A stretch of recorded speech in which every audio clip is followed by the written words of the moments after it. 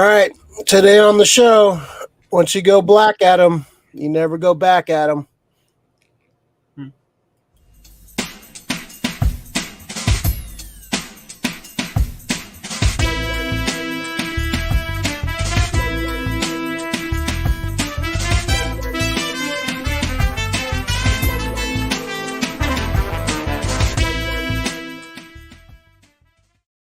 Welcome back to the SF Company. This is the SF Company Hour, number 145, 5 to 150. Who'd have thought? 3 years of doing this crap. Welcome. We're going to be talking the Black Adam. We'll do a spoiler review a little later in the show, and we'll rank our DCEU after the review. A couple figure reveals, the Creed trailer.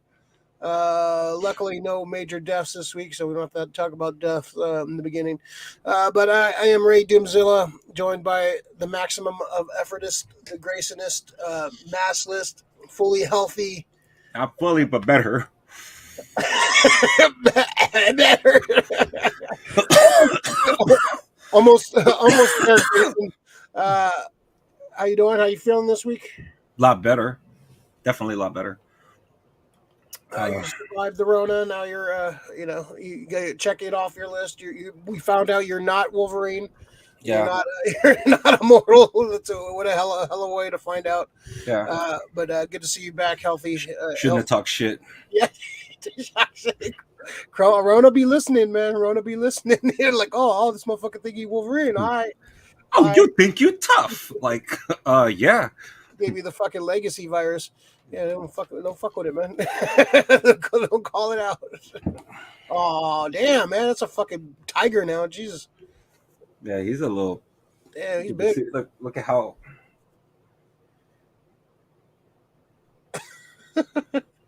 I could just watch this all day. We don't even need to do the show. Just fucking cats on parade. Cats on parade. All right, so yeah, welcome to the channel. If you're new to the channel, like, subscribe, turn on notification bells so you know when we're jumping on. Usually Saturdays, but our schedules are weird. But usually Saturdays, 11 o'clock. That's our standard for right now. Card subject to change. Krista, what's up, Krista? Hi, nerds. Bunch of nuts. All right. Let's jump into it. Let's get it. This might be a Super Frank special. We'll see. All right, first off, we gotta figure some stuff out. Let's figure it out with Ray Doomzilla. Here we go. We're just gonna talk about some toys, some figure releases. Only a couple this week. This one, we knew this one was coming. We got the Green Goblin hot toy coming out from No Way Home. This looks awesome. I love the Dafoe face. Is just pure Dafoe fucking craziness. With the hood and the goggles on. This was a great look for this character. I love the ripped hoodie on, giving him his like classic comic book look. It really works for me. This is all the stuff you get. You get like a kind of like Dafoe doesn't really have a normal face. Any face he makes is menacing. So you have two head sculpts on there. They're both fucking menacing. A little more menacing than the other. We got the goggles. We got the pouches. We got the little sword that pops out of his gauntlet, and of course the glider. A couple pumpkin bombs. This looks awesome. This is gonna be a big figure because the glider is gonna make it huge. This might be a might for me. It's going to take up a lot of room. So, but this looks fucking dope. What do you think of this one, Mr. Effort? I really want that. But there's one classic Dafoe face that I wish it would have been a third head sculpt, and that's the one where he's like super kind of just super grinning. I mean, you get a good grin there, but I want like, it's just the eyes aren't as intense. They're a little soft. Oh. So I just wish it was just a little bit more intense on the around the eyes. Yeah. But it looks dope. Yeah, it looks dope, man. Yeah, this look is fucking. Oh man, this is definitely like this is what it should have looked like in the original film, man. Like if they added like this, I think that would have heightened that movie. Like I like that movie a lot, but the look of Green Goblin always bothered me. So this the helmet. Yeah, the helmet, the suit too is just kind of just too bland and plain. Like if you threw a fucking like shredded cloak on him, it would dramatically change that fucking costume. But this looks dope. This might be a must. I don't know, man. I kind of want this one, but it's gonna take up a lot of room. It's the glider that takes up the room. Yeah, but just to pose the figure by itself still would be fucking dope. You got to pose him on the glider, though, man. Yeah, it's all about the glider, man. Chris, a great face sculpts for the Green Goblin. Yeah, they captured the Dafoe face really good. Raji, imagine having a little mini Dafoe come to life at night in your house. Oh, that'd be all kinds of fun. Kind of like what, Dream Warriors? Yeah, you don't want that shit. Yeah, you don't want that. You don't want that shit. You don't want that smoke. All right, so we got another quick one, another reveal. We got Mr. Damian Wayne. This is the Mezco coming out. They're finally doing Robin. People have been asking for a Robin figure from Mezco, and like the owner of Mezco is like he's kind of an anti-Robin person, so he was always kind of against it. So so they finally did it. Answer the fans. This looks fucking like a cool figure. I dig Damien. This is fully cloth, fully posable cloth goods Mezco figures. This one looks cool. Like the accessories. I think there's more accessories. I didn't capture the other one. I think they have some like staff and sword and stuff. But this figure comes with a couple of head sculpts, a bunch of arms, a bunch of hands and stuff. Has our resident Robin. What'd you think of this one? It's cool. I like the way it looks. I don't know about the 3 head sculpts. Look, one of them looks like it was drawn by Rob Liefeld. Yeah, it's just I've never been a big fan of the way Damian Wayne's head has been drawn. It just seems hella fat.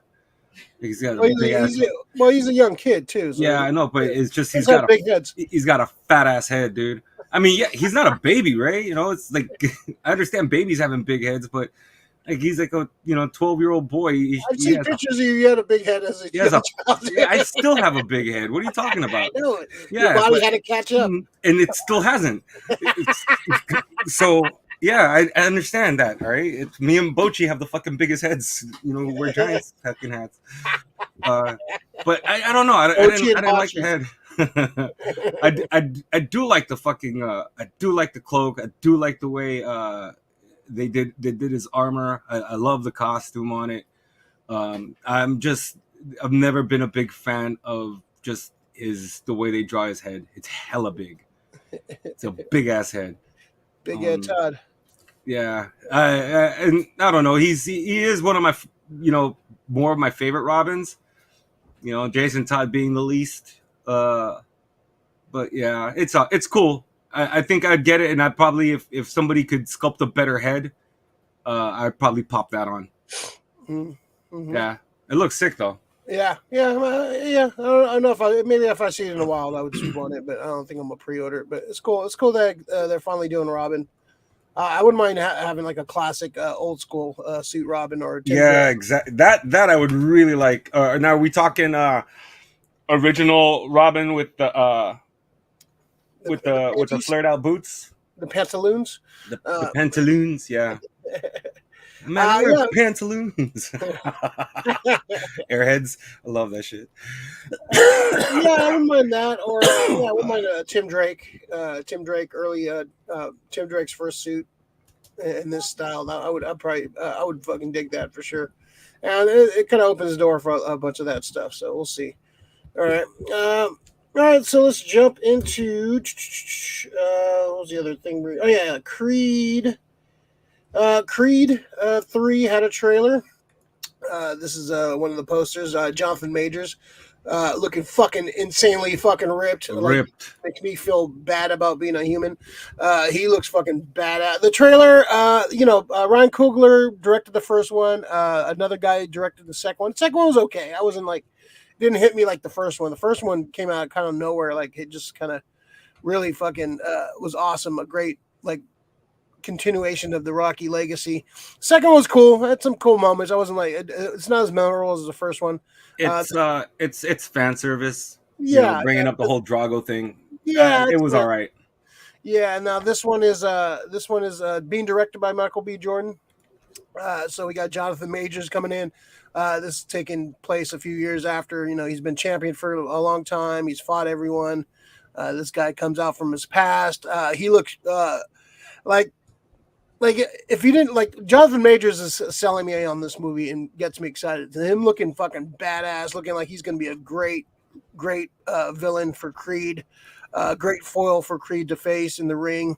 I love these posters too, just them like sitting in each corner of the ring and just staring at each other. So this is badass. I don't know about Michael B. Jordan directing. He's never directed anything before, I don't think. So this is his first directorial debut, and Stallone directed too. So it's I guess carrying on that legacy. But what do you think of the trailer, man? Trailer was pretty sick. Fucking Jonathan Majors fucking ripped as shit, dude. I'm like, damn, if this is the Kang that's coming after, they're gonna lose, because this Kang's coming to fuck shit up. Yeah. But yeah, I've been a big fan of Jonathan Majors since Lovecraft Country. Yeah. And this guy just his stars ascending. Michael B. Jordan directing, it's going to be interesting. I really want him to do well. The fact that he comes from Ryan Coogler's little inner circle. Yeah, and hopefully a lot of that directorial style that maybe Coogler had, or just whatever notes that he was making while he was acting for Coogler. If he takes any of those notes and applies it, I mean, he has a chance to be a halfway decent director. But yeah, I think he's gonna do real good, man. I'm hoping so. I really do. We need more up and coming young directors in Hollywood, because everybody's dropping like flies. Now there's a rumor out there fucking that Spielberg's gone. That it's fucking funny. I'm like, no, you guys stop fucking around. You're gonna anger he died? me. Yeah. It's rumors, dude. It's like fucking conspiracy theory kind of shit. He's been dead for a couple of years now. Exactly. He hasn't made a good movie, but it's I'm really hoping. I'm hoping for good things for Creed, man. I like the whole Rocky. I like almost all the Rocky movies, even the bad ones. I like because they're just fun. They're good. They're heartfelt. They don't have to be fucking like Rocky or Rocky 2 where they're like Oscar nominated or and stuff. It's just good movies. They're fun. I think the fifth Rocky movie is probably the worst one out of all. Yeah, definitely. Sorry, Tommy Morrison. But I want to see how they direct the fight scenes. That's probably that's what this movie's about. It's about boxing. So yeah, the fight scenes in that first Creed movie, the fight scenes in that movie are fucking amazing, man. It's really probably some of the best fight scenes ever in a boxing movie. And that's saying a lot in the Rocky franchise. So that's I mean, you have to remember those fight scenes were done in the 70s with nothing but camera tricks. Now these guys have learned everything that the previous generations have taught them. Oh yeah, there was a Spielberg dead hoax. You see, it's people trying to anger me, fuckers. No. He has a couple more movies to make. Come on, man. There's a lot more movies to make. Yeah. Creed 3. This comes out. Was it March? Why don't they ever say that fucking McHugh dies or some shit? Always has to be the good ones. Yeah, McHugh's gonna live to 120. I know, just to spite my ass. Him and fucking Brett Ratner. I'll take McHugh over Brett Ratner. That's fine. No, fucking, they can just both fucking get tied to a fucking stone and fucking sopranoed and shit. Hey, you like The Babysitter? You like The Babysitter? I do like The Babysitter, but why do I like The Babysitter? I think it got me with nostalgia more than anything. Like the drug. Yeah, nostalgia's great, man. But it was fun. Yeah, it was fun. McGee, watch out, dude. I'm gonna go fucking full Christian Bale on your ass if I ever see you. I hope McGee doesn't go missing. They're gonna find this Rick's some amateur. It'll be me or Christian Bale that they blame for that shit. So Oh, good for you. Fuck McHugh. There you go. Get it out of your system. All right. So please like, share, Right after all that. tell your friends about the insane ramblings of our our hosts. There you go. So we got a big Marvel rumor. We usually there's so many rumors out there about stuff, but this one looks kind of legitimate. We got Sacha Baron Cohen. The big rumor is he's been cast in Ironheart, and and a lot of people are speculating, nothing official yet, that he's going to be playing Mephisto. According to Deadline sources, this is from Joe Blow. Sources have confirmed that there has been talk of Sacha Baron Cohen joining the cast of Ironheart, likely as Mephisto, but Marvel representatives refuse to comment whether Sacha Baron Cohen takes the role of Mephisto or not. I have little doubt the character will appear one day. Mephisto's been like rumored since fucking Scarlet, since WandaVision. That was like the big, like every fucking little thing is Mephisto. Mephisto was kind of a fun, fun thing. Everyone's like, "Oh, that's Mephisto. The cat's Mephisto." But hearing this, I think he's perfect as a Mephisto. Like, especially if you know Mephisto from the comics, he's kind of like that snarky, smarmy. Kind of a prick, fucking devil. I can definitely see Baron Cohen in this role with the makeup and just kind of being that fucking devilish little smile and stuff, just being fucking just a real prick. So I don't know. This is a fun rumor. If this is true, I can definitely see him playing this role. What do you think of this? I like it. Sacha Baron Cohen, if there's any way to add him to the MCU, this is the way to do it. Yeah. Dude, a lot of people have been waiting for like Mephisto to be cast, especially now that they're introducing magic and you want the darker side of DC to be the supernatural stuff. The supernatural side of these of Marvel to start coming through. Yeah.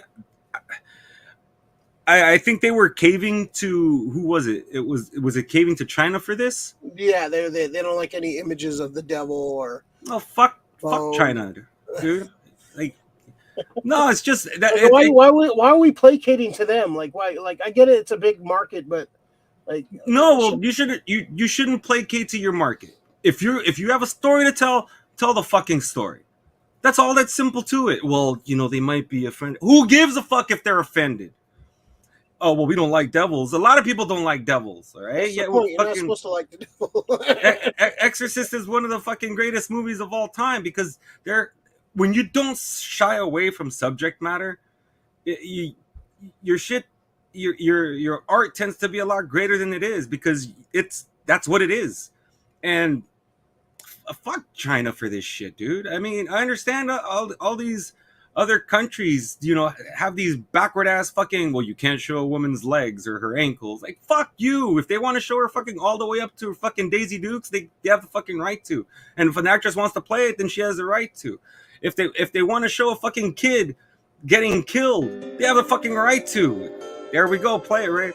It's like, think about it, right? We haven't had a fucking like a kid get killed in like a horror movie, like on screen brutally since fucking The Blob. Since Halloween Ends.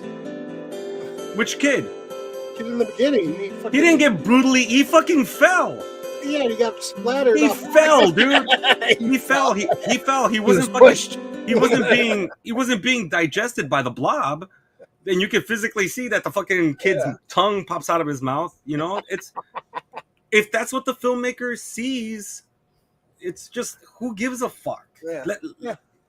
It's just I think having Mephisto in Marvel is such a catalyst for so much shit going forward.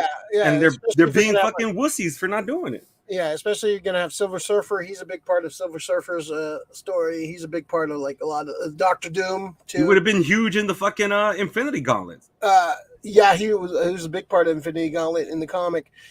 He's got ties to Doctor Doom. He's got ties to the X-Men. He's got ties to he's a major player. So that's a major And what we've been saying for a long time, the biggest problem MCU has is their villains, man. They focus too, like, I get you want to focus on the heroes, but the villains are one of the things that are going to enhance those heroes, man. We want to see some of these bad guys in there. It's like, a driving force behind comics. If you don't have a good fucking villain for the hero to try to, you know, to one up and win out the day, who gives a fuck if it's, I mean, really, are we gonna go through another Obadiah Stane kind of thing? It's like, I don't want fucking these weak ass fucking, you have such a fucking litany of fucking awesome villains, and we haven't been able to see them on screen for, you know, certain reasons or another, you know, like studios or whatever. But this is such a stupid fucking reason, bending the knee to fucking to China on this. Fuck China's government for that shit, you know? The people, yeah, if they want to see that shit, let them see it. But it shouldn't be somebody governing and telling you, oh, you shouldn't see this. That's censorship. And we already know there's China's censorship. Play the music again, right? Yeah, that's just, I'm all against that censorship shit when it comes to telling the story that you need to tell.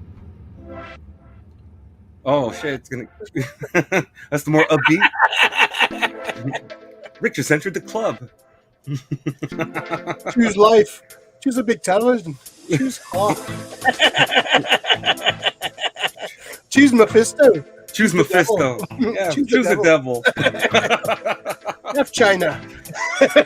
Fuck China. Fuck China. Fucking assholes, man. This is probably what they would play during like Mephisto's fucking like opening scene when he comes in, just walking through the fucking club. I'm so glad that I like shoehorning these like actors in there, like just like the doctor is this a famous Asian pop star that, you know, they just kind of show in there, and like, oh, this is you know, I'm glad they stopped doing that shit. Like, all right, yeah, it's just, it's pandering, dude. It's like pandering. That's the key thing. That's the key word. They don't need to pander. These movies are gonna make fucking cash. Cash over fist. Just let it go. Just fucking do it. Panda Express. Panda Express. All right, let's go jump into some other stuff. Let's go jump into the review of the Black Adams. So all right, we're gonna talk some non-spoiler stuff and then kind of go into spoilers. So Black Adam premiered this week. Of course, the famous Captain Marvel Shazam villain. Pretty much a villain for his whole comic book career up until like maybe the last 10 years. They've kind of like swerved him into being kind of an anti-hero. He's teamed up with JSA. He's been more on the side of the heroes for the most part. Black Rock has been rumored for this for like 15 years. I remember when they first reported this, he wants to play Black Adam. This is before the DC had a proper like slate. I think this is pre Man of Steel. This is before anything. He wanted to play Black Adam. I remember even before that there was rumors of him playing Shazam, like he was going to be Shazam at one point. But no, he's this swerved into Black Adam.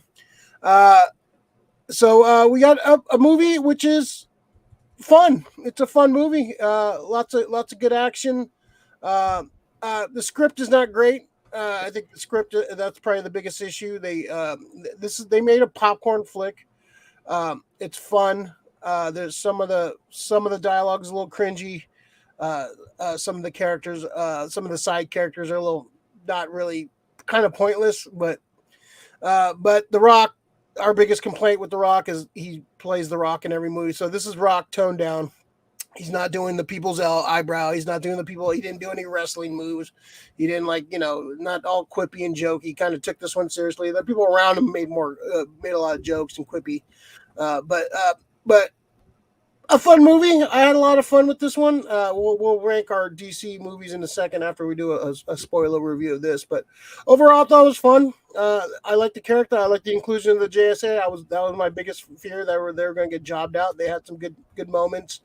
I like Pierce Brosnan. I like Idris Hodge. I thought they were great. Idris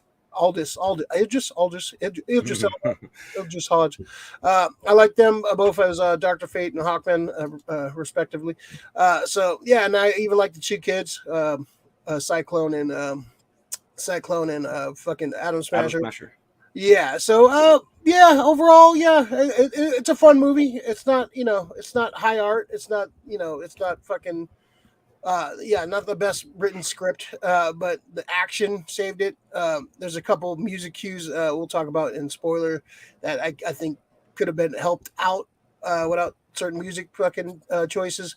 But overall, I thought it was fun. I thought, yeah, some of the best superhero fight action we've seen in a while. It's been a minute. Like they kind of a lot of the Marvel movies kind of tame down a lot of the action when these major fights happen. They happen, but they're not as brutal as this. Like Black Adam fucks people up. You see it from the trailer. He kills motherfuckers. But yeah, the action really saves this movie. It's fun. It's not, I wanted a badass Black Adam. I kind of got that, but it's kind of they turned up the cheese for this. So it's enjoyable. I had fun with it. Not a perfect movie by all means, but a fun movie, a fun comic book popcorn flick. This probably would have been better if they released this during the summer. This is kind of weird placement for it, but there's nothing out, so we kind of need some movies right now. So non-spoiler, Mr. Iver, what do you think of this one? I liked it. I liked it a lot. It's exactly what it's supposed to be. It's supposed to be something that entertains you. I think a lot of folks, they go to the theater, and this is where Captain America, Winter Soldier kind of fucked a lot of people. I'm not. That's one of the few movies that's fucking super awesome. Doesn't have to be a superhero movie. It's just a good movie. It's fucking great.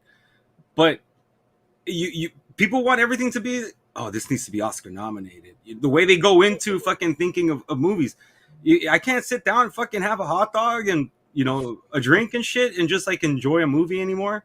I fucking like this a lot. I thought. One thing I was afraid of, I thought you were going to be right when it came down to The Rock being The Rock again. I'm just so happy that Dwayne Johnson really played a really good Teth Adam, good Black Adam. The one thing is, from what I saw, I'm not sure of previous, but like you said, they've taken that the Black Adam that's been there for the last 10 years. A lot of characters that happened in the 52 were included in this. I would have hoped that we would have had maybe one or two more JSA members, just to kind of round out the group with like two good ones and maybe two not so well known ones. I think if they like you said, that you mentioned Wildcat, you could have had Jay Garrick. You could have put in, there's Hour Man. You could have threw in a couple other, Jesse Quick, maybe, you threw in a couple Starman, right? He's out there too. Yeah, original Starman. Original Starman would have been good because he's funny to me. He's a good he's good comic relief. Even though Noah Centineo as Atom Smasher, he was pretty funny, He had some good moments and one-liners, for sure. I think they all had pretty good chemistry, the JSA, even with two new members and with the two probably older members.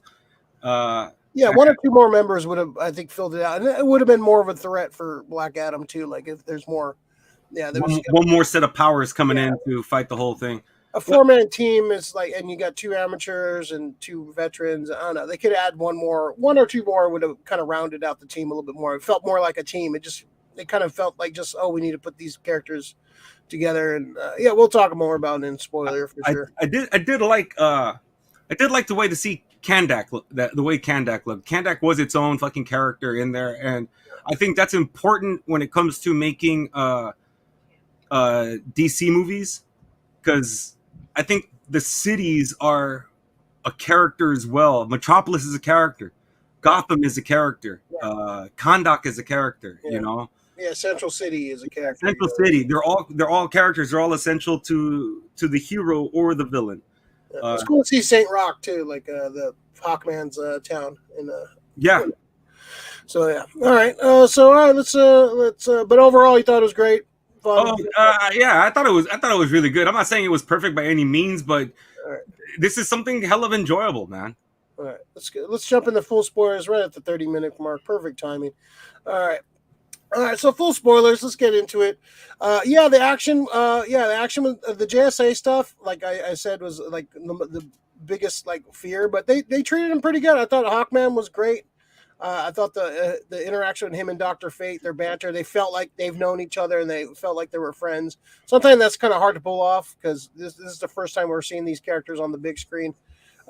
So it was cool to see that interaction. I did not like the fucking X-Men coming out of the fucking the school for gifted JSA fucking characters. Like that's a little too much. Like this felt like an amalgam of all like comic book movies from like the 90s and 90s 2000s, and like they felt like this movie has been written for the past like 15 years, and like they added all this shit that's been used in other comic book movies. But yeah, that was good. That was good. JSA was fun. Pierce Brosnan as Dr. Fate was great. I wouldn't mind seeing, like, I was watching Dan Merle. He was like, yeah, I want to see a prequel of just these guys and like the original team and stuff teaming up. I would not mind that at all. But yeah, Dwayne wasn't playing Dwayne. He's more stoic in this. He was playing more like he was the straight man in this. And usually in his movies, I'm the quippy big guy. I'm goofy, but I'm quippy, but I'm a badass too at the same time. So he wasn't that. He was very stoic. He was very like menacing. He was, he didn't go full rock, which I appreciate him trying to do. The script is definitely like kind of cheese. It kind of like felt like it skipped over a lot of shit. They like the kid was not. I understand why you put the kid in there, but the kid was not like not given the best lines. The kid was kind of I don't know. He had no charisma. No, yeah, there you go. That's probably the perfect way to put it. Yeah, he had no like panache. So for him to inspire all these people at one point, he does, and the thing, it just I don't buy this kid fucking inspired me. You know what? I'm glad you said that, because the moment that was happening, I leaned over to Chris and I'm like, this guy's supposed to be like riling them up, and he's just out there like, hey guys, there's some stuff happening over here. Dude, he needed to come out there and fucking give his Bill Pullman it's Independence Day kind of speech, where I got chills like, yes, here we go. But no, he was just, we're Kandak, throwing up the diamond cutter and shit, No, it's the Rock. He was kind of, I like the brother, the brother, the fat dude. He was fucking hilarious. Abdul. Yeah, he was fun. He was fun. But the Rock he's the star of the show. He said very little in this movie too, which I think is probably the best. Yeah, like he didn't need to be like, he almost like at certain parts he wasn't even the focus of the movie, really. But I like the way they kind of dealt with his origin. The action in this movie is amazing. It's really brutal fight scenes. You see people getting fucking, for a PG-13 movie, you see it's pretty fucking violent. It's pretty like, a lot of people die in this fucking movie, and Black Adam kills. That's what he says in the trailer. So yeah, man, what are your spoiler thoughts about this the Black Adam movie? I liked his body count. He had a fucking high definite body count, and he was definitely he was brutal. The fight scenes, like you said, were great, which there were plenty of them, which I really enjoy. Some of the fight scenes were a little bit I don't want to say long, but it did feel like it went from, at one point early in the middle, like it went from fight scene to fight scene, a little bit of talking, and then okay, here we go, we're fighting again. But I like that with Black Adam. I kind of didn't see why the JSA would have been working with Amanda Waller, and I'm happy to say that I'm happy to see Amanda Waller in this movie. That means even as Warner Brothers is still probably trying to sweep the Snyderverse and the Gunverse underneath the rug, that they can't. The fans just won't allow it. And there's some good. Say what you will. There's still some good stuff in there. There's still a good base, and you can still expand on it. It doesn't mean you don't have to throw the baby out with the bathwater. There's plenty of story. There's still a lot of good stuff in there, man. I like the fact that it feels like The Rock has enough cachet to make some shit happen with the DC, with the DC universe, and I'm hoping that they can definitely have it go forward, because I actually see this. This is a very big positive note for me when it comes to DC.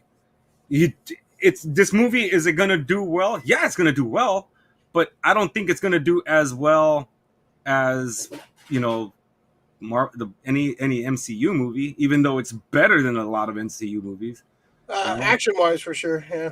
Yeah, I think this is better than the last couple of Thor movies. Oh yeah. Oh Yeah. by far. So, and then this is better than fucking Captain, Falcon and Winter Soldier.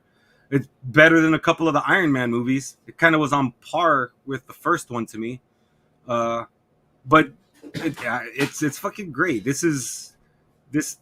The fighting was great. I like seeing Hawkman on screen. It looked a little bit different than just like a one shot of him flying in and just, seeing it in action. Kind of. He looked cool. Yeah, he looked cool. One thing I'm sick of, I mentioned the other day, I'm fucking sick of the nano fucking suits. Yeah. That's such lazy fucking, like, he has a nanotech. That's how he gets a suit on. Just have him have a helmet. And he puts on a fucking helmet and his armor on. That's why. What, like, every fucking superhero has to have a nano suit now. I think it comes with the special effects. If they're gonna have a suit, it's gonna probably have to be more practical, and they don't want to do that. It's easier to explain nanos when it's CGI. Yeah, I'm just getting over it. I'm really over the nano suits. Yeah, I'm over the just stop peddling the Marvel.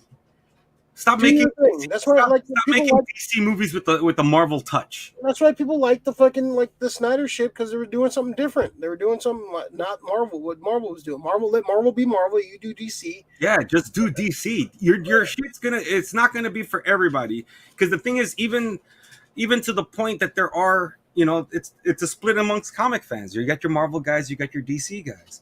There are other people who just read everything, which I like to enjoy. I like everything. I like everything. I read pretty much. Yeah, I read Marvel, DC. I like them all. Like, I probably lean a little bit more towards Marvel. I lean a little bit more towards DC. Yeah, so so just your preference. All right. So one of the biggest probably things in this movie is the shoehorn villain. The villain looked cool, looked badass, but he was just kind of brought in like the third act. He was kind of like, I was just like, they need somebody to fight. Here's a guy. He's a villain from the comics too. He looked cool. The visuals were cool on it, but it was just kind of like, and this is the kind of movie that deserves a big CGI battle at the end.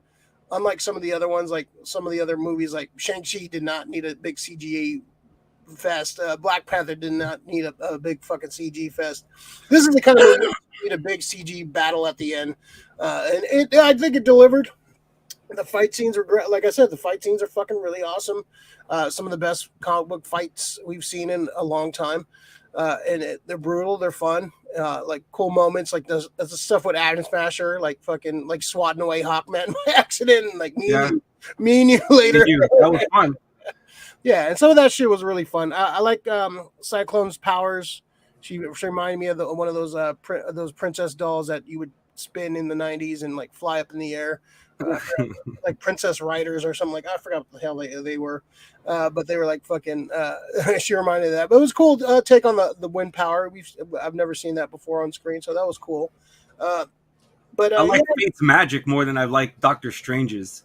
I've always been more of a Dr. Fate guy, anyways. I've always liked Dr. Fate more than Dr. Strange in the comics, anyway. So like he was always more badass.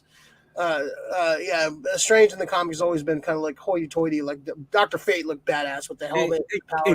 Can we be like truthful for a second? And when people, this is one thing I hate about folks. I did watch a couple of reviews, and people were just like, "Oh, he's just a bad Doctor Strange." I'm like, "See, this is a bad Doctor Strange clone or whatever." I'm like, "Dude, do you guys fucking get it that comics have been around forever? There are bad fucking takes on either side of like redone characters. Deadpool, Deathstroke, fucking Thanos." And Dr. Fate predates him by 20 years. He came out in 1940. So for folks who are out there fucking making reviews and talking shit about like certain characters because your introduction to the character, not everything begins with what you experience, assholes, you pricks, you bitches. It's more about like fucking like the history and being able to appreciate both sides.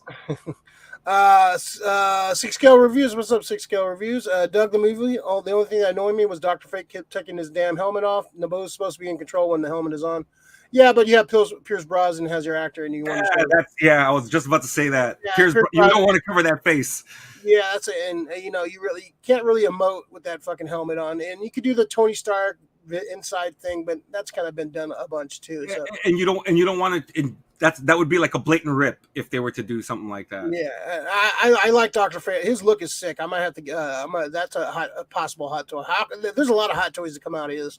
Like that Hawkman would be a sick ass hot toy. The Dr. Fate, and Black Adam with his full a final outfit, what have you.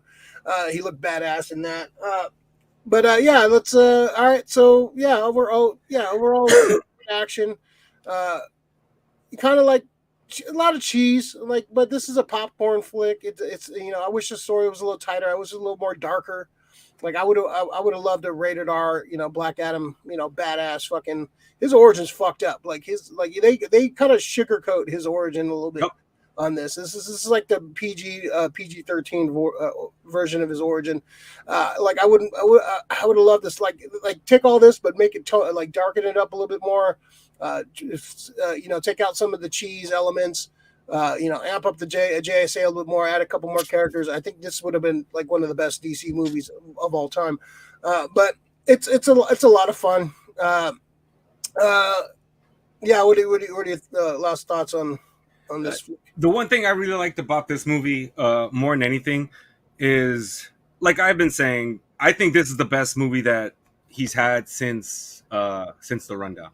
You're gonna say DC League of Super Pets, but the one thing about that movie is he lent his voice to that, and it wasn't really it's not really his flick so much as like more of an ensemble. Rick, I'm just kidding. No. But to me, this is like the first time I think this is the promise that we were that we were supposed to get. The Prince Edward promise. Yeah. This is him succeeding Schwarzenegger. Yeah. If he would have came out like this is what we needed, because I had a lot of fucking Terminator 2 vibes in this. Oh yeah, for sure. The kid was definitely all over being like a John Connor. Yeah, instead of a motorbike, he was on a skateboard, and he was exactly, quips and stuff. All that. Yeah, the only thing is, I wish they would have went closer to the storyline with where they got those characters from. I'm sure they were probably appeared a long time ago, but they got resurrected, brought back to the zeitgeist and comic lore during the 52 weeks without Batman, Superman, and Wonder Woman. And so much happened with these characters. Adriana Tomaz and Amon Tomaz, that's her brother, not her son, the way it originally went. And they become part of the Black Marvel family, which I'm glad they didn't do, because that would have been way too close to fucking Shazam. Yeah. But I'm glad that they touched that. They touched on that. They do share their powers with family and all that stuff. So I'm just so happy that like The Rock could be taking positive steps forward into not fucking having to do fucking some shitty fucking family movies. Although they're funny and some family people get them, they like them and enjoy them. Yeah, that's fine. But you were being wasted, possibly one of the best action stars to not really do much. And he did show in this one that, dude, he's a legit action star. Hobbs and Shaw set apart that he's jumping into another franchise. This is something that's his. Something that's totally his. What was your favorite action scene? Probably his first fight coming out of the cave, dealing with Intergang, because it kind of showed how fast he can be. It showed the extent of his powers, like how much he could damage something else. They showed the lightning, which I thought was amazing. To me, it just showed that he's like on par with somebody like Superman. Yeah, I did like that one scene where he's like. I think he's fighting one of the ships, and the ship is like going on the ground. You just see his face all like kind of like he looked like bored, like he's getting like fucking just dragged underground. Oh, one other criticism I wanted to make too is the fucking music. Like, yeah, I agree with you on that. like that scene was cool when the painted black. It's a good song. That scene would have been so much more epic with the score. Like that score they played at the end was like, it's kind of the problem with some of the DC movies. They want to use licensed songs. Yeah, licensed songs to like go through these scenes, which is cool for certain things. But like this is like I love scores so much. Like and the score is awesome at the end. You finally get to hear the whole thing. Like if that score is playing when he's doing that action scene, which was a cool action scene, and yeah, it's poppy. You get that painted black, and it looks cool for a music video. But I'd rather have a score in that scene, and it would be more impactful having like an actual score during the fight scene like that. But it's still a cool scene. But I think a little more of the score. There's no more iconic scores, man. Like when I hear like the Batman score was awesome because Batman score was great throughout the whole thing. Yeah, and you had a pop song in there. You had the Nirvana song sprinkled in there, but it was just like used for a couple parts. But for the most part, it was that score. And that score, you left the theater with that song in your head, and like that fucking score is badass. And that's what I want to see from this, man. I want to see a badass score. They should overuse of music. A lot of these movies, I think Black Adam's definitely not the only one that does. Well, I want to say it's more DC. Yeah, it's the Snyder thing. He kind of the slow motion, a lot of slow motion in this movie, which they could have toned down a little bit, but not as much as the Snyder movie, But I just don't. Yeah, I don't like that. There's a lot of slow motion in this fucking movie, dude. This is like fucking half the movie is slow motion. I don't. Well, slow motion in the sense that it's not like Zack Snyder where it's slow motion just for the sense of slow motion. This is slow motion to show powers. Yeah. So I mean, they're trying to show how fast he is, and they do show how fast he is in certain quick scene where you just jumping here, there, doing things everywhere. But yeah, dude, the music has got to go. I don't think they've used really good music, like a good song, other than "Shoot to Thrill" from fucking Iron Man, and that probably the last time that I really enjoyed fucking having music in there. Having the Kanye song. Yeah, that was another jarring one too. Yeah, like, dude, really? I mean, it just kind of takes you out of it. It really does. Feel like you're watching like some shitty trailer, or like the marketing for this movie is not good. Like I didn't like any of the trailers. Like they did not market this movie good.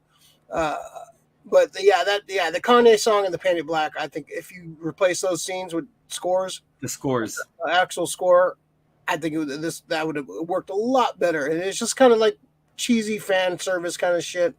But yeah, it takes me out of it, man. I don't. Yeah, and that song's been used so many fucking times too. Both those songs have been used so many times in movies and commercials and TV and shit. So it's just kind of you can. I don't know. They definitely could have did without that shit. Yeah, right. If you're gonna pick something, not that's poppy and in the zeitgeist, just pick something maybe appropriate. If you're gonna do that, make a new moment with a new song. Yeah, pick something that hasn't been used before, or something like something that's been like used for commercials and TV for years. Kind of just like all right, I heard this song before, and it's a good song, but I just didn't.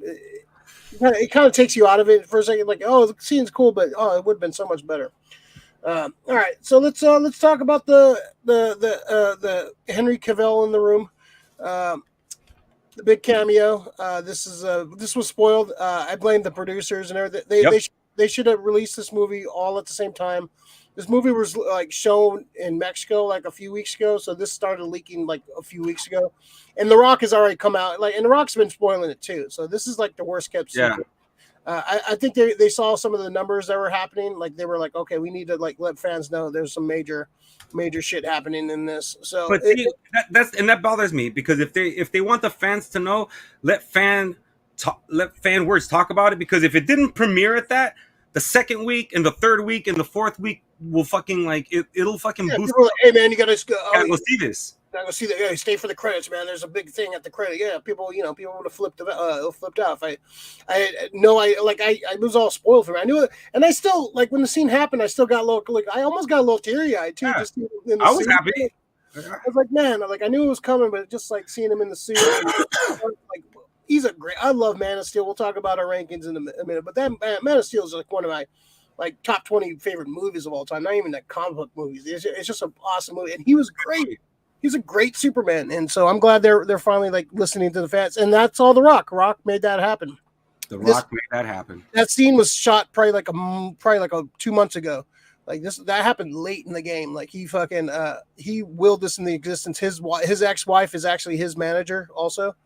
She's great too.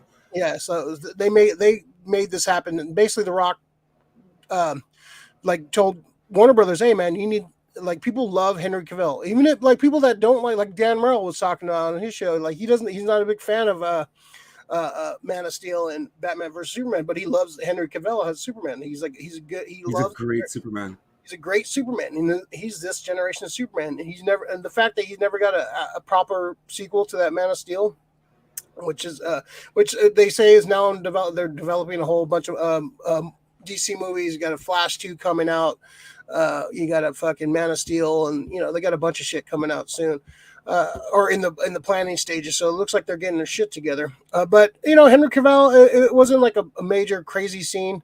It would have been awesome if he came in the third act and just was like he would like Superman was the enemy in the third act and trying to take down Black Adam. In a perfect world, maybe that would have been it. But yeah, what'd you think of the cameo, man? Oh, I loved it. I love that Waller says that she has people that owe them favors, and all she has to do is she can call in any one of those favors at any time. That's perfect because within 3 seconds, that favor got called in, and just that's how quickly Superman can come into the whole fucking fold. I like that. I like the tone he took. That it's more still like, hey, they haven't had to call me in, for a while. It's he's not being antagonistic, but he's telling them like, if you don't stop, we're gonna have to fucking we're gonna have to chuck them. We're gonna throw some hands. And this is probably, I was so happy that The Rock was Black Adam for the simple fact that I think he's got the cachet to bring back the Snyderverse. Well, it's not even the Snyderverse. It's the DCEU. Just stop connecting it to fucking Snyder. Stop connecting it to Gunn. They were prevalent in it. Yeah, but it's not about them. It's about like John Favreau started Iron Man. He was like the shoehorn. The Favreau first, though. But it's not the Favreau. We moved on from Favreau. We moved on from those movies, and we moved on from Iron Man. So you can it's just a continuation. Like there's some good pieces. Like Snyder didn't dig so much of a hole where you can't get these characters to where you want them to be. It's we'll see what happens with Flashpoint, but I think they're gonna redo a lot of that shit.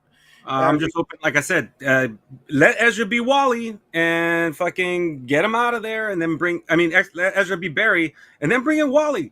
Stop hating on fucking Wally. It's time. It's time for a new Flash. Everybody, that's all they know is Barry Allen. Yeah, a lot of people know Wally too because the Justice League Unlimited. Like a lot of people, Flash is Wally West.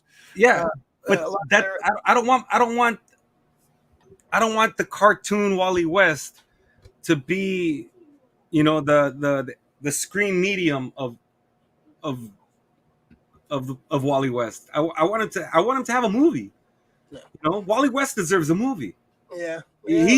I think his stories, as much as I've been reading, going through, Barry Allen's are great, and he's a good dude.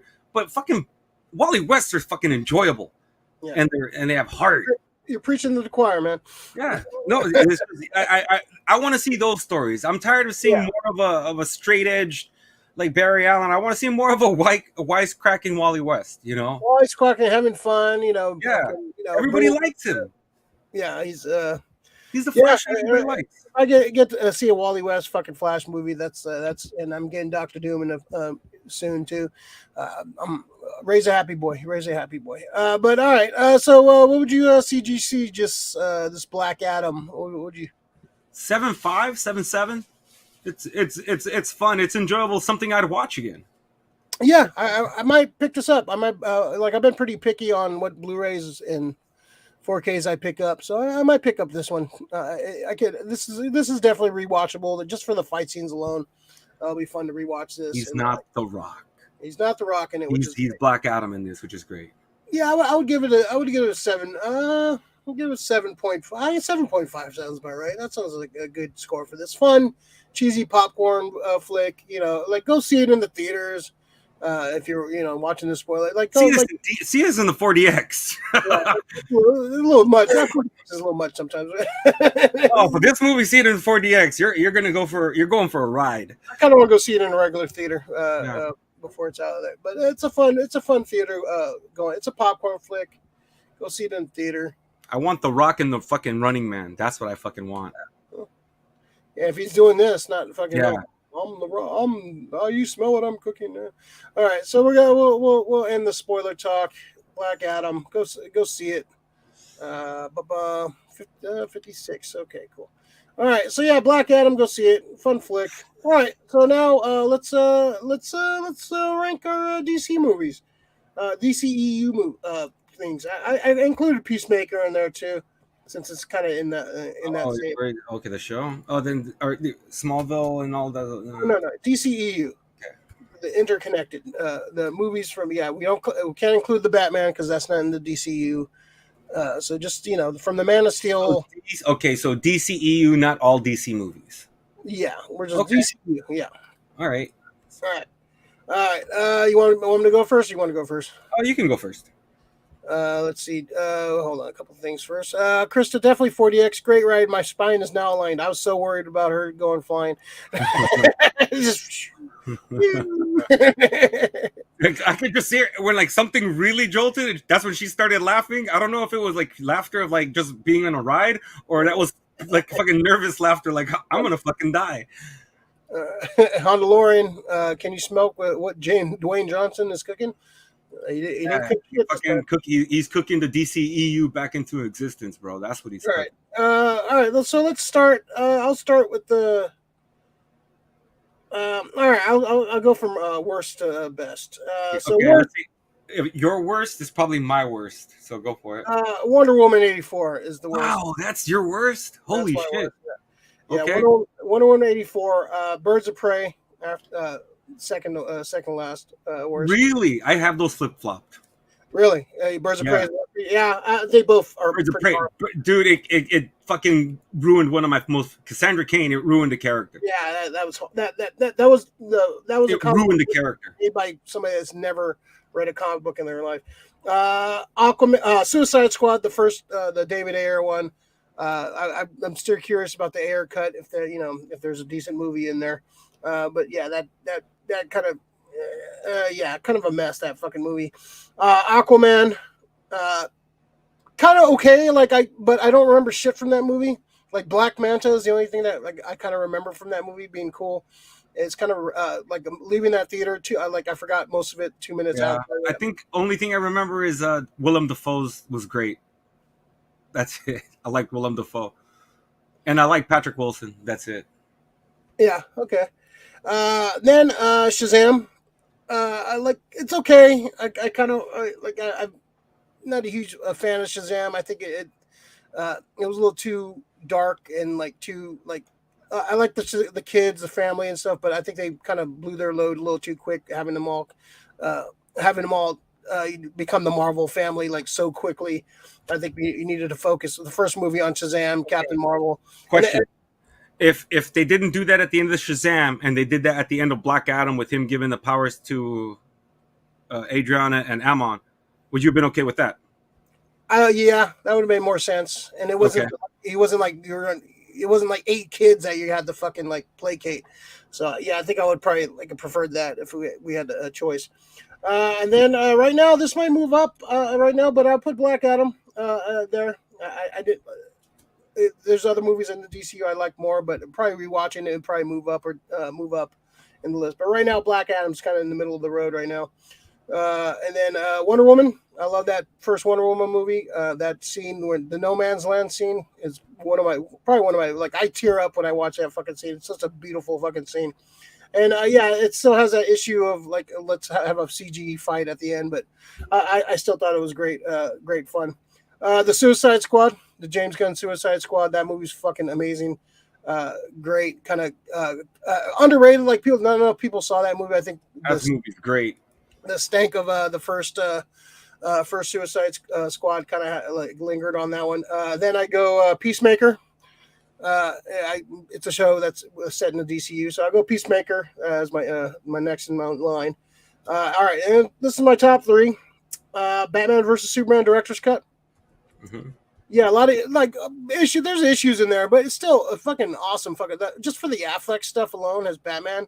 Like they should have split those in two movies. Just have an origin of Ben Affleck's Batman, like kind of hit where he's at. I think that was good. The director's cut is like the regular cut has a lot of holes, but the director's cut fills them out. Number two, the Justice League Snyder cut. It's a fucking amazing. It's just beautiful cinema. It just has a lot of cool shit in it. Yeah, it's definitely longer than 4 hours of a fucking movie. Anything is fucking probably too long, but beautifully, just a great fucking piece of comic book movie cinema. And of course, number one, Man of Steel, dude. Man of Steel is just fucking great, man. I love that movie. It works on a lot of levels. It works on a alien invasion level. It works on like a superhero level. The fight scenes are great. Great villain in General Zod. Great action. Henry Cavill is awesome. You have the great scenes with Pa Kent. And you got with Russell Crowe as Jor-El. It's just a great fucking scene. Great score. Great score. Oh, that Hans Zimmer score is fucking amazing. So good. So yeah, the Man of Steel is my number one. So and I don't see that changing anytime soon. Like you really have to really fucking do something amazing. Great villain. Yeah, great villain. Yeah, Zod was amazing. I will kill him. I will come for him. Like, oh, he was so good. Yeah, he was great, man. Yeah, and that's one of the things lacking in a lot of these DC movies is like the villains. They have such great villains in their universe, but they don't fucking utilize them well. I don't understand. Like they're saving them. The studio's scared. They're saving them for certain. I don't know what the fuck they're saying. Like these imaginary sequels that don't fucking happen. But let's see. Hondo, he did a good job. No cheesy rock stuff, stupid eyebrow or people's elbow crap. Yeah, I agree. There was not one wrestling move in that. Yeah, everything was pure. If he was fighting, it was a brawl out fucking fight. Yeah, Black Manta was pretty cool. Yeah, Black Manta was the best part. Yeah, I like that. I like Worm. Worm was sick. Yeah, he should have been Aquaman. Aquaman. I agree. All right, so Mr. Effort, rank your DC. Yeah, so fucking like I said, the lowest one is going to be Birds of Prey. I don't care what people say. They're going to say that I don't like it for whatever reasons. They might say, "Oh, you hate women or whatever." No, I hate bad movies. I hate bad movies that the people who are making them don't understand the source material. They ruined Black Canary. I mean, the people they cast are great, but whoever wrote the story has no idea what the fuck any of these people are in DC. Like I said, Cassandra Cain would have been such a fucking awesome character to fucking bring out at another point, legitly, as like the mask covered Batgirl. Just very, very fucking bad. So moving on from that.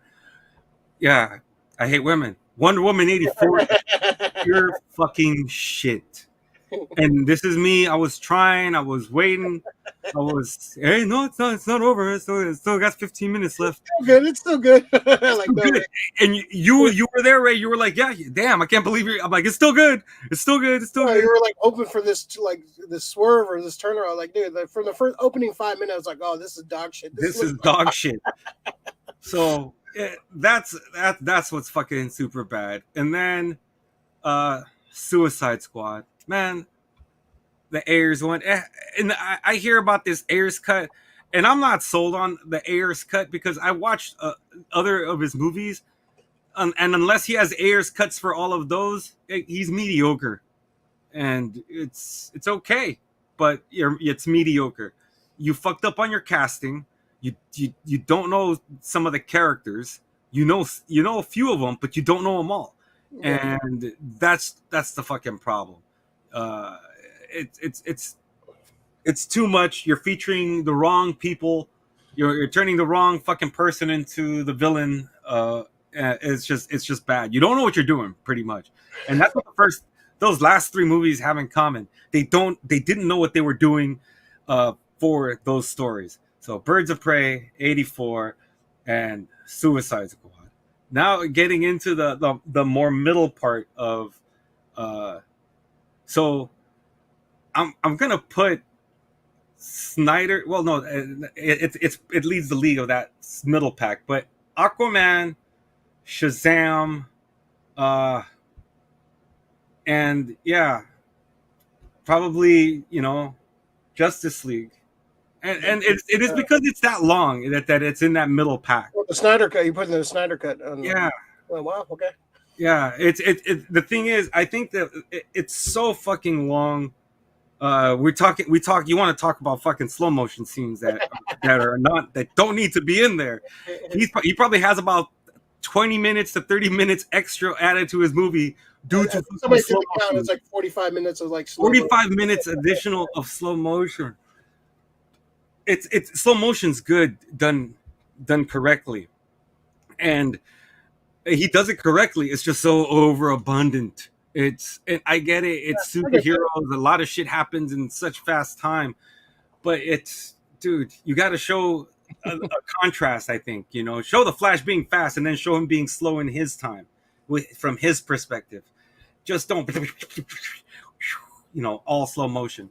I actually like a lot of Aquaman, not so much for the story, but I like how they filmed it. Yeah. I think James Wan's actually a really good he makes a really good movie. Shazam, I got what I wanted. Big with except I think Zachary Levi, right? Yeah. I think he was a little bit more kid than the kid was. Yeah, that's it didn't make any sense. Like the kid was like all mature, and then he turned into Shazam. He was all like kind of goofy and like a kid. He had more of his angsty moments as a kid. Yeah, and at the adult part of what he should have been doing. It was that kind of ruined it for me. Like, it kind of took away the charm. I think they made the kid too old too. Like the kid should have been younger. Like he should have been like a 10-year-old, not a fucking like teenager, angsty teenager. And then he totally acted different. Like they were totally like not the same person. Like he was just like, oh, I'm a big goofy guy now. Yeah. So I had some issues with that. So after that, it's Wonder Woman. And like you said, dude, I loved so much of it. They showed her powers correctly. Patty Jenkins made a fucking awesome movie. What killed it for me is the fucking villain. And how it looks, I just didn't like it. Yeah. It was just kind of like, it's almost like a lot of the time the villain's like a second thought. Like, dude, like work the villain like through the movie and like build him up. But he just like kind of like, all right, we made this movie, like we have to throw a villain in here and they have to fight something at the end. But didn't really. And that's why my top three. Okay, number 3 is, dude, I fucking love seeing the right villains on the screen, but they didn't hide it, and it got out very early. Doomsday and Batman vs Superman. I love the way it looks on screen. I love the introduction of Wonder Woman. Batman feels like Batman. Superman fucking feels like Superman. But I didn't need to see this as the fucking first movie for Batman. Yeah. I didn't need to see this to see the second movie for Superman. I much would have rather had a Man of Steel Part 2. Batman movie. Yeah, I think this is where like the guys at Warner Brothers fucked up and was like, they just, let's get them both in the same movie. No, it's much more money if you put them in separate movies and bring them together at one point later. Yeah, he kind of like try to like fast forward your franchise. Like, you got to build to this, man. Take your time with this. We don't have to fight each other either. Not yet. Yeah, even still though, if you had a Man of Steel 2 and a Batman movie, then built to a Batman versus Superman, eventually, yeah. But I want to see. To me, it's just more them. When you don't know your enemy, I don't think it's as good. I think the movies, the stories get to be a lot more at stake when you know who your enemy is. I want fucking Clark to know his enemy's fucking Bruce Wayne, the fucking smartest man, and he's not, he's a dumb fucking farm boy compared to how smart Bruce is and how conniving he can be. But I just love so much of this movie, and I'm not talking about the Dawn of Justice. I want the director's cut on that one. So much better. Everything makes so much more fucking sense. Yeah, they cut a lot of shit, and like it's edited super weird. Like it's just like it doesn't like all the like even Luthor was like a mess, but it still made more sense in the fucking director's cut. It made a lot more sense in the director's cut. Yeah, it made tons more sense in the director's cut. I still don't like Eisenberg as Luthor. I like where they're going right now. I seen the previews for Titans, and Titus Welliver. Oh, he's gonna be fucking dope. I just don't like the beard. Number 2 is the Suicide Squad. You didn't put Peacemaker in here anywhere? Oh well, yeah, I didn't really count it.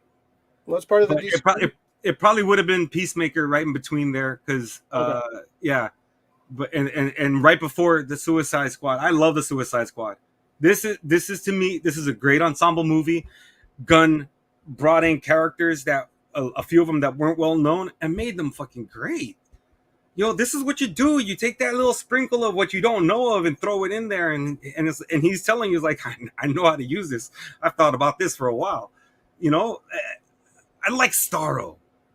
I like seeing seeing Starro was awesome. Starro was awesome. This is freaking kaiju. I wanna open a comic book and be taken to another place, and a giant fucking star, slaving kaiju, just floating through space and all of that shit. It's to me, it's stuff of like, it was a comic book brought to fucking screen. Very violent comic book brought to screen, but it was a comic book brought to screen. I mean, literally, you can see you could read this and it'd be a great book. That's how I kind of looked at all of these. It was just like, would I pick up the book and read it again? I wouldn't read fucking Wonder Woman 84 again. That'd be something I'd take to Green Apple and try to sell it to them. Same thing with like, so Scott, like all that other stuff. It would have been stuff that, like, you know what? I would probably burn the Birds of Prey. I can't have anybody read them. I'll probably buy them all up and burn them all. So yeah, Suicide Squad was great. That's my 2. What'd you put Black Adam? Oh, I didn't even put Black Adam. Yeah. Black Adam would be in that middle part. Yeah. Probably. Yeah.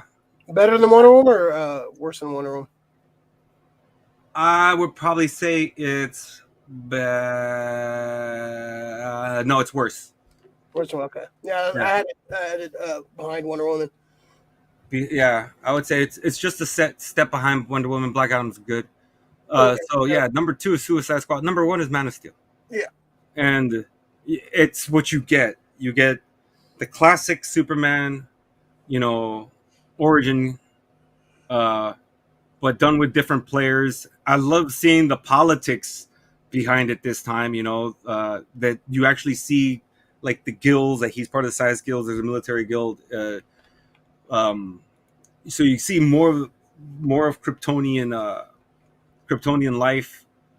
I like seeing that Zod was taking with a lot more Kryptonians than he was stuck in a Phantom Zone with. Yeah. In the second one, he's a general. He commands shit, and I just thought it was sick, dude. Zod, and he's probably the best. He's the best on screen Superman. The way he just looks. Yeah. The way he talks.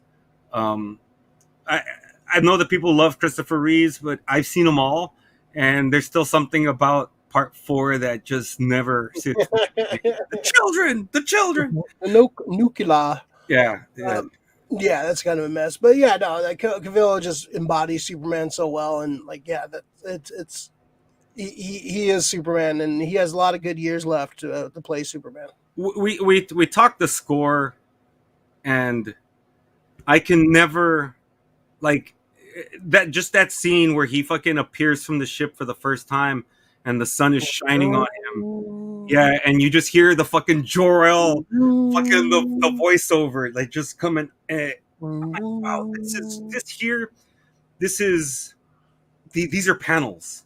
You can just see how it was shot, and him flying and falling for the first time, and just got, I'm gonna get up, and he fucking does it. And that to me is probably the best scene in all of these DC movies.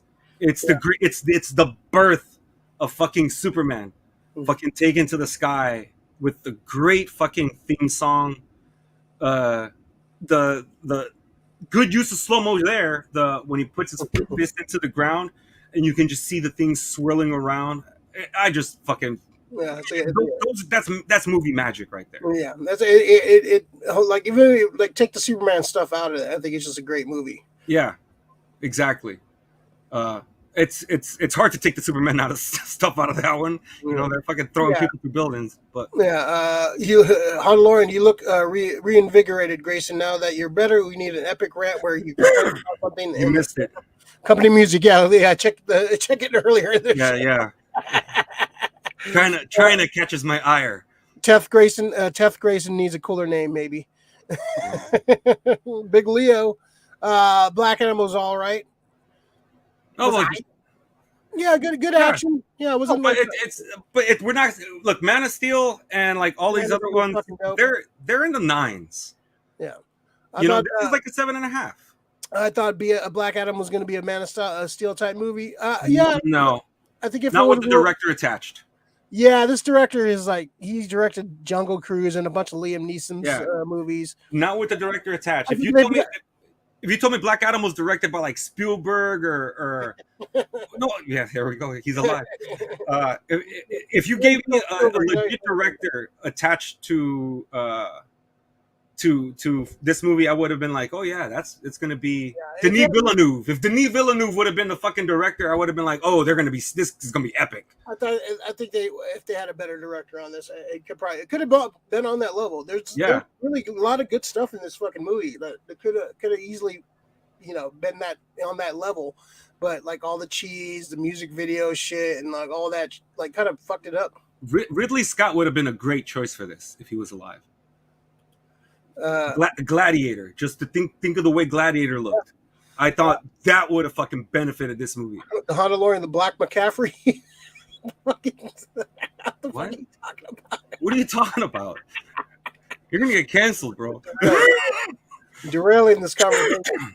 There's some good stuff. They had, like, I think their average is just as good as the MCU. Like, people shit on like DC, like they're like they forget, like, MCU has a lot of stankers too, man. They're not fucking 100%. Black Widow's trash. Shang-Chi had great parts, but on the most part, it's on the lower end of It's been mediocre. Love and Thunder was mediocre. I liked the Eternals. Eternals good. Yeah, it kind of surprised me. I thought it was better than I thought it would be. Exactly. I agree with you on that. But it's like Shang-Chi was kind of Black Widow was kind of or Love and Thunder. Yeah, it's just DC's coming up though. They got to get for DC. It looks like they got the shit. And from all accounts, Flashpoint is going to be really good. A lot of people like that's why they're still like trying to release it, even though, despite Ezra Miller, it's I'm hearing it's actually a really good movie, but Ezra Miller keeps fucking it up. All right, so let's jump into the pool list real quick. Pool list stuff we picked up during the week, stuff you want to talk about, you watched, listened to, bought, what have you. Mr. Effort, you want to go first? Yeah, I got 3 things. They're all on Netflix, so it's pretty easy to get to. So I started and finished The Watcher with Bobby Cannavale, who's he's dope, man. I remember him being like a little bit actor in like these other things where he's rarely, and now he's going to features. I think he was doing vinyl on HBO, but fucking dope. Naomi Watts makes a reappearance in it. It looks like she's been relegated to only streaming movies after a hot start in Hollywood. Mia Farrow is in it. Richard Kind. And dude, it's one of the creepier things, and it should have been expected coming from Ryan Murphy. Uh, I really dug it. A little anticlimactic of an ending, but everything up to that point, shit that I wouldn't wish on a lot of people, man. I'm not gonna say my worst enemy. They deserve everything they're fucking gonna get.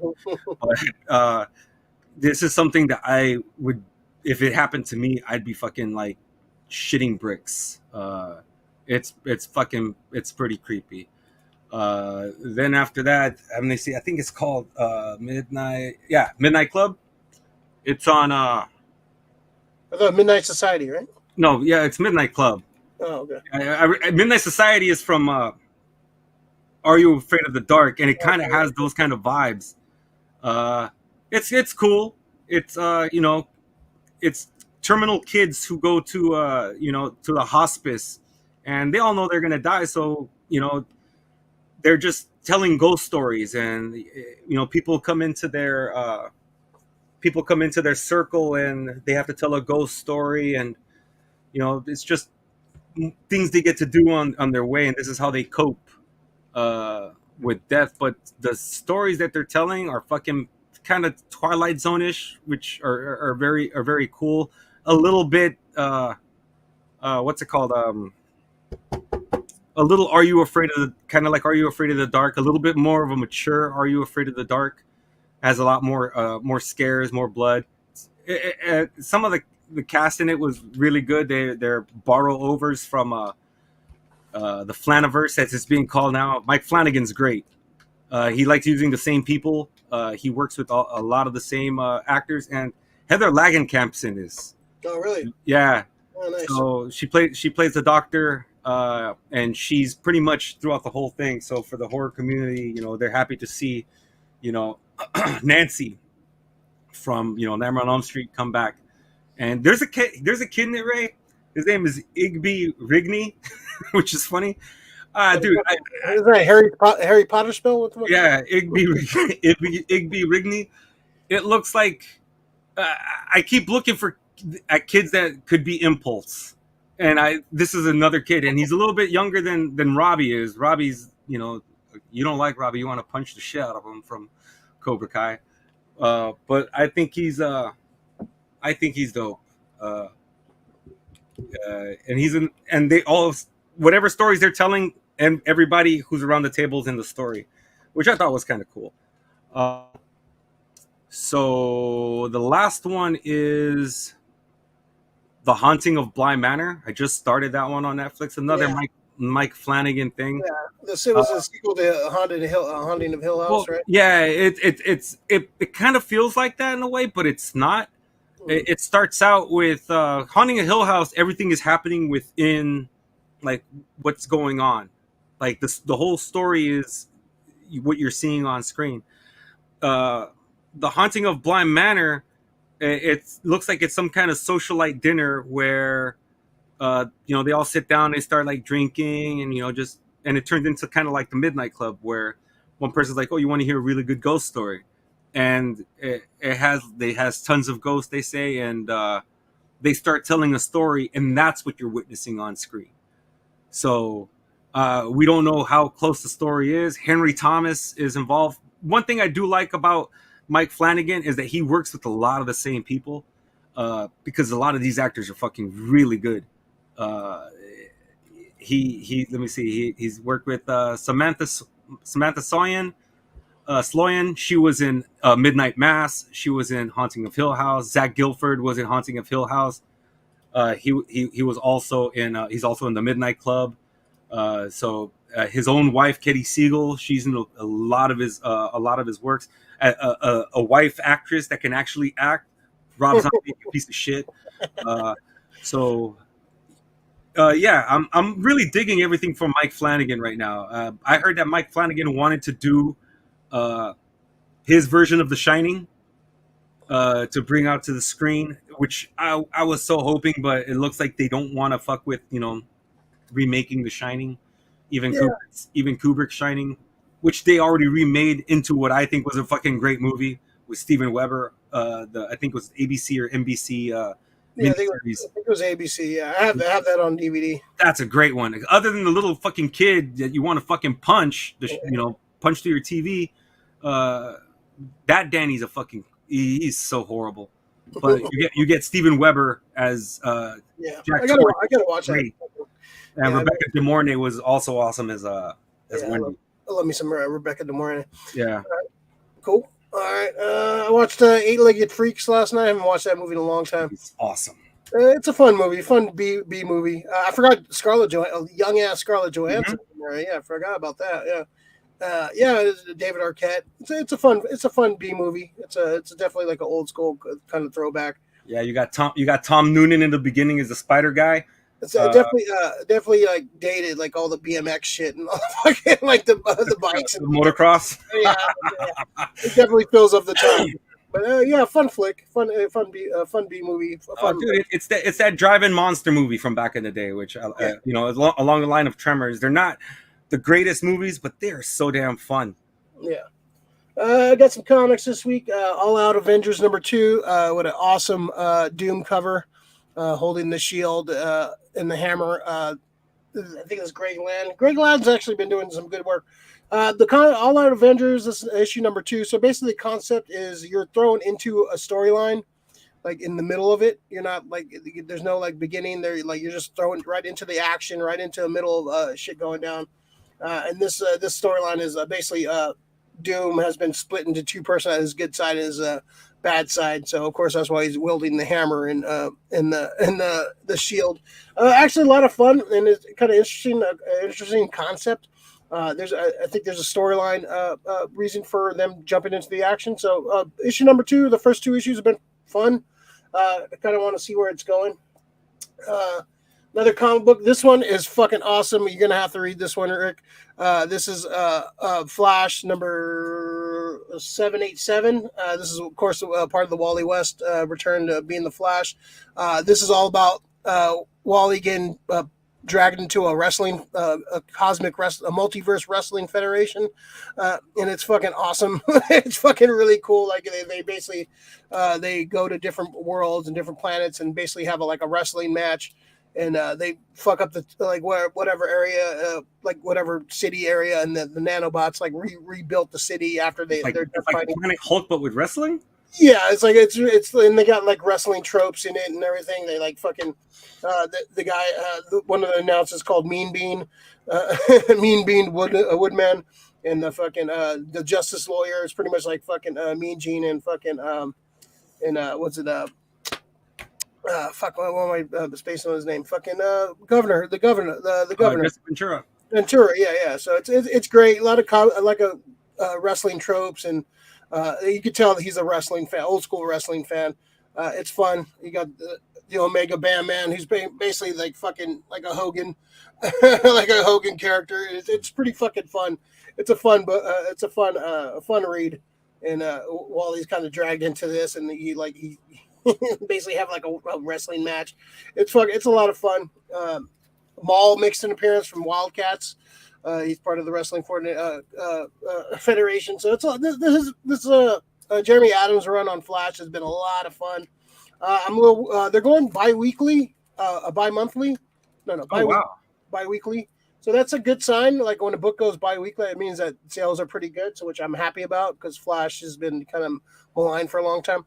Just keep up with it, man. Yeah. It's been a really fun book. I've been digging it a lot, and it's fun to see Wally and the kids interact, and Linda back in the fold. So it's fun to see that flashback, it's been a good run. I'm really enjoying this. This is definitely one of the best Flash runs in a long time, other than the Joshua Williamson run from a couple of years ago. But it's been a lot. As a Flash fan, a Wally fan, it's been great. So. All right. Any hidden gems for us this week? Not this week. Okay. All right, we'll save that for next week. Almost a Frank special. Almost a Frank special. All right. So we're gonna get out of here. Please subscribe to the channel, tell your friends about us. Mr. Efford, any final words before we get the hell out of here? Excited for tomorrow. We get to see our new weapon hopefully hit the field. So Christian McCaffrey now San Francisco 49er, which is No, let's hope. Yeah, we have no picks next year, so we better let's win now. It's win now. I know people say, "Oh, well, we don't have any picks." If you're a sports fan, you've probably been complaining about the Niners not doing shit with their picks anyway. So, we got a guy who's fucking for 3 years, and he's not a rental. He's for 3 years. Yeah, and it's gonna hurt the cap, but whatever. I want to win. Yeah, win now. Let's win now. I think it's win now. Yeah, so it's gonna be exciting to see. All right, hopefully he stays uninjured.